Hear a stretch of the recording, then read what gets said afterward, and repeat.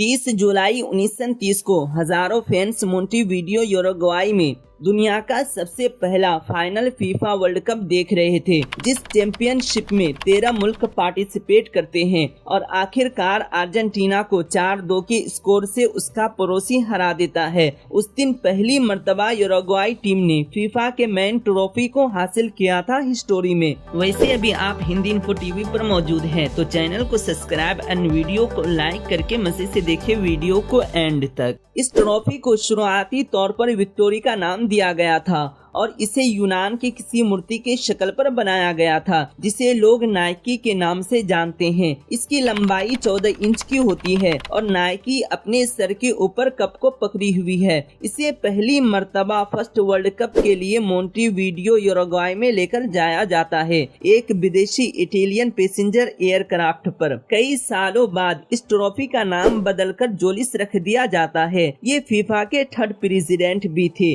जिसका फुटबॉल को global sport और वर्ल्ड कप बनाने में काफी मदद रहता है। ये अपनी जिंदगी में बहुत से डिजायरेबल अवार्ड और बहुत कुछ हासिल करते हैं। 1939 जो कि यूरोप के लिए काफी मुश्किल वक्त होता है, तो फीफा के वाइस प्रेसिडेंट ओडो रेनो बारासी ट्रॉफी को बैंक के वॉलेट से निकालकर अपने बेड के अंदर शूज बॉक्स में छुपा देते हैं ताकि इसे बचाया जा सके। ये ट्रॉफी 1970 तक एक विनर से दूसरे विनर के पास जाता रहता है। इसी साल Brazil 3rd time world cup को जीतता है, तो ये वर्ल्ड कप उसे अपने पास ही रखना पड़ा। उन्होंने शायद ओरिजिनल कप को कभी देखा ही नहीं, लेकिन ब्लैक एंड व्हाइट मोंगरील जो वर्ल्ड कप इंग्लैंड में होने से कुछ साल पहले उसे सेव कर लेता है। ट्रॉफी को लंदन के एग्जीबिशन स्टैम्प पर दिखाया जाता है, जिस पर 24/7 कड़ी नजर रखी जाती है। लेकिन कोई चोर या शायद चोरों के किसी ग्रुप ने किसी तरह सिक्योरिटी कैव्स को तोड़कर इस ट्रॉफी को अपने साथ ले जाने में कामयाब हो जाते हैं और फिर इस ट्रॉफी की तलाश इमीडिएटली शुरू कर दी जाती है। लेकिन चोर इस ट्रॉफी के बदले में एक भारी रकम की मांग करता है, मगर इन चोरों को ढूंढ कर गिरफ्तार कर लिया जाता है। लेकिन कप इनके पास नहीं होता है और यहीं से पिकल एक्शन में आता है। चोरी के एक हफ्ते बाद मंगा अपने मालिक के साथ मॉर्निंग वॉक कर रहा था। उसने साउथ लंदन में अपने घर के गार्डन के किनारे पेपर में लिपटी हुई कोई चीज नोटिस करता है। पिकल अपने मालिक डेविड कार्बिट को उसके करीब ले जाता है। पहले तो वो इस बारे में बहुत केयरफुल था, क्योंकि उसे लगा कि इसमें कोई खतरनाक चीज हो सकता है। लेकिन डेविड जैसे ही अखबार को खोलता है तो उसे महसूस होता है कि ये वर्ल्ड कप का ट्रॉफी है। पहले तो वो कंफर्म करता है कि क्या ये वाकई में रियल ट्रॉफी है। पिकल्स इमीडिएटली एक सेलिब्रिटी बन जाता है और दुनिया के बहुत से न्यूज़पेपर में अपनी पहचान बनाता है। इसके ऑनर को आज के दिन का $1 लाख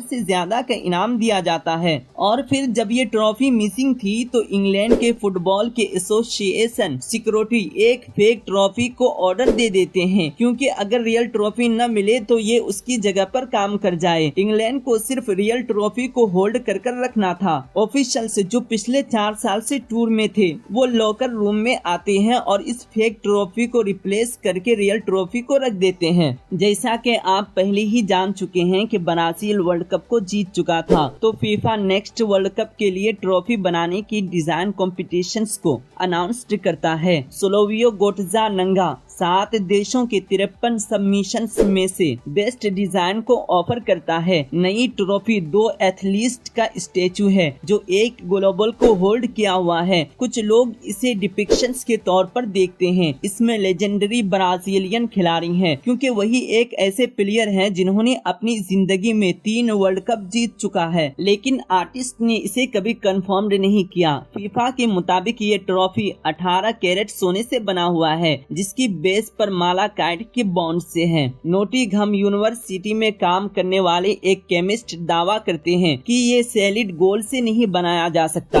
अगर ऐसा होता तो ट्रॉफी का वजन कम से कम 150 पाउंड होना चाहिए, क्योंकि गोल्ड वाकई में एक डेंस मटेरियल है और विनिंग टीम में से कोई भी इसे इतनी आसानी से अपने सरों के ऊपर नहीं उठा सकता। प्लस ये ह्यूज सोने को वेस्ट करना होगा। सो साइंटिस्ट को यकीन है कि स्टेचू स्टेचू में ग्लोबल होलो होना चाहिए। 1994 के बाद फीफा के वर्ल्ड कप के बेस पर इंग्रेविंग की गई थी। वो बॉटम की साइड पर एक प्लेट को जोड़ देते हैं विनिंग टीम कंट्रीज के नाम के साथ। इस इंस्क्रिप्शन के फिगर में हमेशा देशों के नाम उनके नेशनल लैंग्वेज में होता है और ये इस प्लेट को हर वर्ल्ड कप में रिप्लेस कर देते हैं और जगह बचाने के लिए स्पाइरल में नामों को रीअरेंज कर देते हैं। लेकिन अभी भी मुमकिन है कि सिर्फ 2 देशों के नाम ही आ सके खाली जगह पर। सो फीफा को 2038 तक न्यू आइडिया या रिप्लेसमेंट के साथ आना होगा। तो उम्मीद है कि ये ट्रॉफी एक विनिंग टीम से दूसरे विनिंग टीम तक ज्यादा सफर कर सके। अब चैंपियनशिप को ब्रॉन्ज रेप्लिका मिलता है जो गोल्ड प्लेट का होता है और वो इसे अपने पास रख भी सकते हैं। Original award Zurich Switzerland FIFA world football museum में है और इसे सिर्फ फीफा वर्ल्ड कप के दौरान ही निकाला जाता है और अब तक इस वर्ल्ड कप का 100वां एनिवर्सरी है, पर ये अगले वर्ल्ड कप फाइनल ड्रॉ में भी शामिल है और इस ट्रॉफी को फर्स्ट एंड फाइनल मैच में देखा जा सकता है। ट्रॉफी को हवा में उठाने का ट्रेडिशन स्वीडन में 1958 के वर्ल्ड कप में शुरू किया गया था। एक फोटोग्राफर ब्राजीलियन टीम से बेटर व्यू के लिए ऐसा करने को कहते हैं। तब से हर चैंपियनशिप के कप्तान ने ऐसा ही किया, क्योंकि विनिंग टीम न सिर्फ डिजायर्ड ट्रॉफी को घर लाते हैं बल्कि एक अच्छी रकम का बोनस भी साथ लेकर आती है। अब तक Brazil, Germany, Italy, Argentina, France, यूरुग्वाई, England और स्पेन ने कप को जीता है, प्लस 2 ओरिजिनल कप्स हैं। इसलिए कम से कम लगभग 10 ट्रॉफी होनी चाहिए और दुनिया में ऑफिशियल रेप्लिका भी ठीक है। वेल दोस्तों, खुद फीफा भी आपको ये नहीं बता सकता जो ब्राजील में 1983 में हुआ था। उस वक्त ब्राजील फुटबॉल कॉन्फेडरेशन की एक सच्ची जासूसी कहानी की वजह से पहले ओरिजिनल जोलिस रामे ट्रॉफी को अपने ऑफिस में दिखाता है। जैसा कि आप जानते हैं कि सबसे ज्यादा विक्टोरीज हासिल करना ब्राजीलियन का फ्यूचर अवार्ड था। एक दिन दिसंबर शाम को चोरों के एक ग्रुप ने किसी तरह सिक्योरिटी को चकमा देकर बुलेट प्रूफ शीशे को तोड़कर ट्रॉफी को साथ ले जाता है। लेकिन चोरों को इसमें कोई दिलचस्पी नहीं थी, क्योंकि वो तो सिर्फ रियल थिंग के लिए आए थे। और फिर ट्रॉफी की तलाश शुरू हो जाती है। Rio de Janeiro state bank trophy को सेफ रिटर्न लाने पर भारी रकम की पेश करता है। ब्राजीलियन फुटबॉल कॉन्फेडरेशन नेशन से एड्रेस होते हुए कहते हैं कि कप की मटेरियल वर्थ से इसकी स्पिरिचुअल वैल्यू कहीं गुना ज्यादा है, लेकिन इनकी ये अपील बेकार साबित होती है और इस ट्रॉफी को कभी किसी ने नहीं देखा। द मोस्ट पॉपुलर वर्जन ये है कि किसी ने इसे पिघला दिया या फिर किसी कलेक्टर के बेसमेंट में या फिर किसी बेड के नीचे शूज बॉक्स में छुपा दिया गया हो, या फिर शायद पिकल से मिलने के बाद इसे फुटबॉल एसोसिएशन ने इंग्लैंड में ही छोड़ दिया और फिर ट्रॉफी को जॉर्ज बर्ड नाम के एक